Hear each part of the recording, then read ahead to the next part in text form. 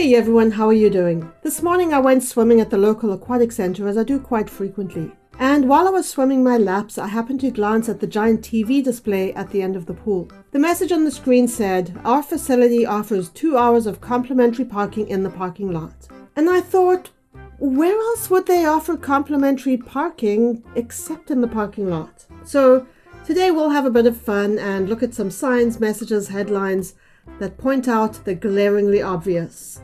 A sign posted on what is very clearly a garbage can says, "Not an exit." Kind of makes you wonder what circumstances happened that made that sign necessary. Maybe somebody got into the garbage can and then when the garbage can was taken out to be emptied, they got out that way.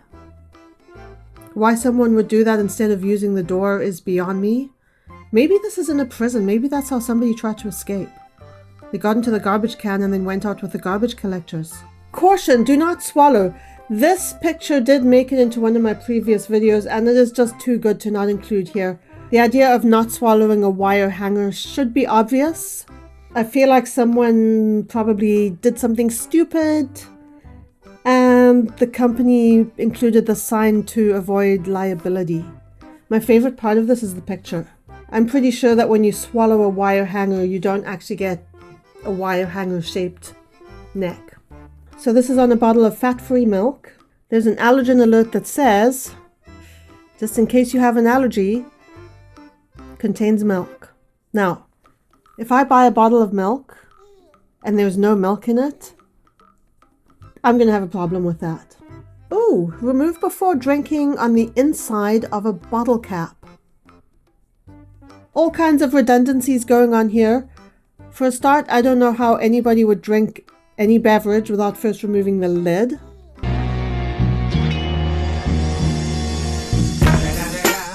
And secondly, you have to remove the lid in order to see that message. So why bother putting the message on the inside of the lid? If you're going to put an obvious message on something like this, put it on the outside of the lid. So if you're riding through the desert on a horse with no name, and there is sand to the left of you, sand to the right of you, sand as far as the eye can see, do you really need a sign that says sand? Because it seems to me that that is quite easily identifiable. And something that's on a different but kind of related note, something that always bothers me a little bit, you'd think the guy would have taken 5 minutes to give the horse a name. We have a sign in the window that says, "Sign in window." I do not see any point of having that on a car window like it appears on this picture here. But if you have one of those big sliding doors and it's just an expanse of glass, people do walk into those big doors without realizing that they are actually closed doors.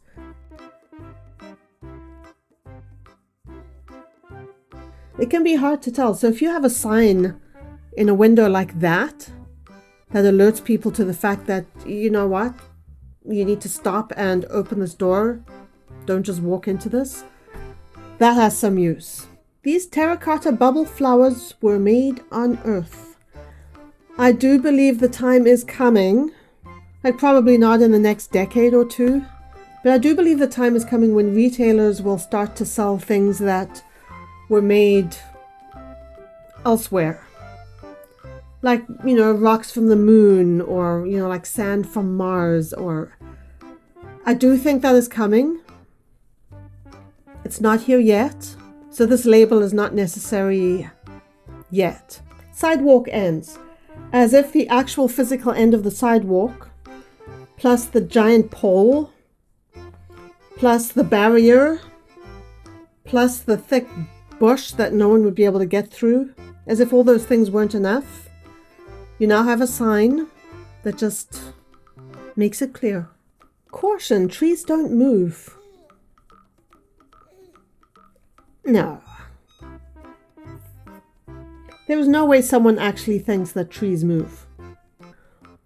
Given the context of this though, this is on a ski slope. My guess would be that what they're trying to say is that the trees don't bend if you hit them. So if you hit them, you just hit them.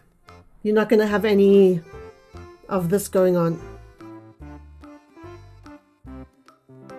I have a feeling someone in this neighborhood has had it up to here with people running that stop sign.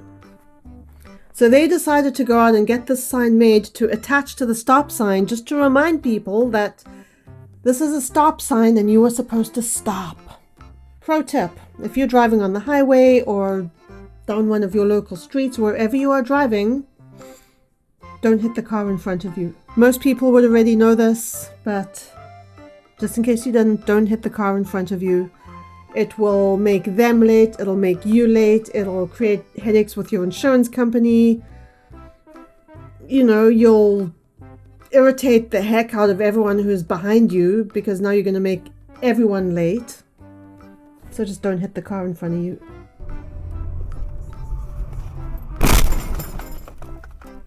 Press 7th floor button for access to the 7th floor. Before this notice was put up here, what were people doing to gain access to the 7th floor? Do they have the same sign for other floors, or is it just the 7th floor? Caution, hot beverages are hot. There have been several hot beverage lawsuits, and the original one, I believe, was this woman went to a drive-thru, got a coffee at the drive-thru, and while she was paying, she spilled the coffee all over herself. She sustained serious burns. She sued the company and she actually got a settlement. It seemed like such a frivolous lawsuit because, isn't it kind of obvious that, coffee would be hot? But apparently this coffee was a lot hotter than a reasonable cup of coffee would be. She didn't just scald her hand a little bit. We're talking 3rd-degree burns that required hospital treatment. So, depending on the context of this sign, I can kind of understand why it's there. Caution, icy conditions may occur in winter months. Depending on where this is, if you have a high immigrant population, not everyone will be aware of just what it's like in the winter. When people see snow, they just see snow and it's nice and crunchy, and people aren't always aware. If you've come from a different country where you don't have snow and ice, people may not be aware that there is black ice under the snow. 0 feet 0 inches and a picture that says no diving. Okay, so clearly at a public pool. The best part of this picture is the blood where the person has hit their head.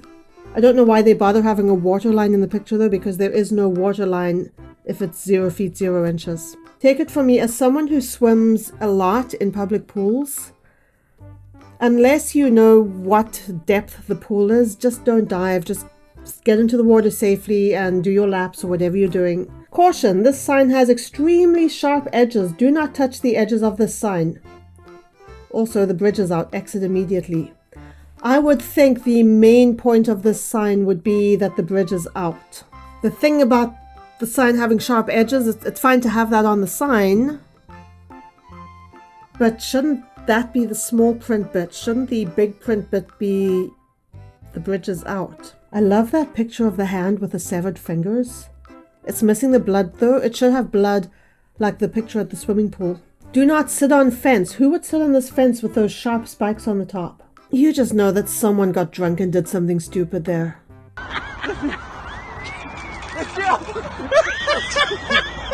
I just hope nothing got impaled. I hope that the worst thing that happened was that someone, caught the waistband of their pants and they got stuck there. Cyclists, caution, signage in cycleway. Couldn't you just take away that whole problem by taking away the sign?